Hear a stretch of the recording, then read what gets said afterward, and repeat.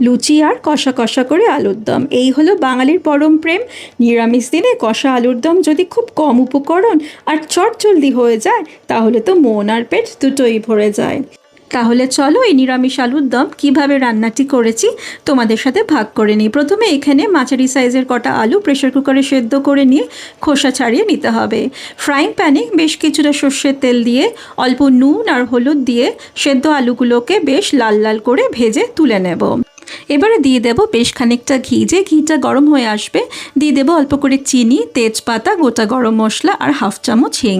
ভালো করে নাড়াচাড়া করে যে চিনিটা গলে আসবে, দিয়ে দেব আদা কাঁচা লঙ্কা বাটা, হলুদ গুঁড়ো, কাশ্মীরি লাল লঙ্কার গুঁড়ো আর স্বাদ মতো নুন। মশলাটাকে ভালো করে মিশিয়ে নিয়ে দিয়ে দেব হাফ কাপ দই আর কিছুটা ধনে গুঁড়ো। ভালো করে এবারে মশলাটাকে কষিয়ে নিতে হবে।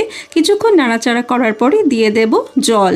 এবারে যে জলটা ফুটে আসবে, চেরা কাঁচা লঙ্কা কটা দিয়ে দিলাম, ভেজে রাখা আলুগুলোও দিয়ে দিলাম। একটুখানি ভালো করে নাড়াচাড়া করে ঢাকা চাপা দিয়ে কিছুক্ষণের জন্য রেখে দেব। দেখো চারিপাশ থেকে তেলটাও ছেড়ে দিয়েছে। একদম শেষে অল্প করে একটু গরম মশলা ছড়িয়ে দিয়ে ঢাকা দিয়ে রেখে দিলাম। ব্যাস তৈরি হয়ে গেল এই ধোয়া ওঠা নিরামিষ আলুর দম, সঙ্গে গরম গরম লুচি। আর কি চাই বলো? কেমন লাগলো নিশ্চয়ই জানিও। আজ আসি, ভালো থেকো।